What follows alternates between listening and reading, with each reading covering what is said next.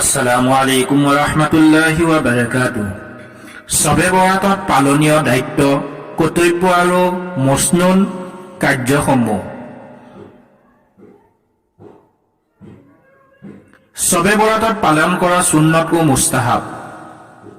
উক্ত ৰাতি জাগত থাকি ইবাদত বন্দেগী কৰা, নফল নামাজ পঢ়া, জিকিৰ ফিকিৰ ও দিনী জ্ঞান চৰ্চাত ব্যস্ত হৈ থকা আৰু কোৰআন তেলাৱাত কৰা, আল্লাহ তালাৰ ওচৰত ক্ষমা প্ৰাৰ্থনা কৰা, মাগফিৰাত ও আফিয়ত নিৰাপত্তাৰ বাবে দোৱা কৰা, দুনিয়াৰ নেক উদ্দেশ্যৰ কাৰণে আৰু বিশ্ব মুছলিমসকলৰ বাবে অধিক পৰিমাণে দোৱা কৰা আৰু সেই পাপসমূহৰ পৰা ক্ষমা প্ৰাৰ্থনা কৰা যিবোৰৰ কাৰণে উক্ত ৰাতিত দোৱা গৃহীত নহয়।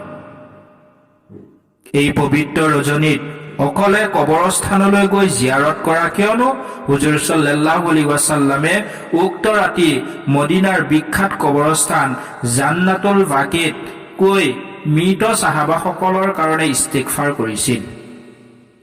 পিছদিনাখন অৰ্থাৎ 15 শ্বাবানৰ দিনা ৰোজা ৰখা।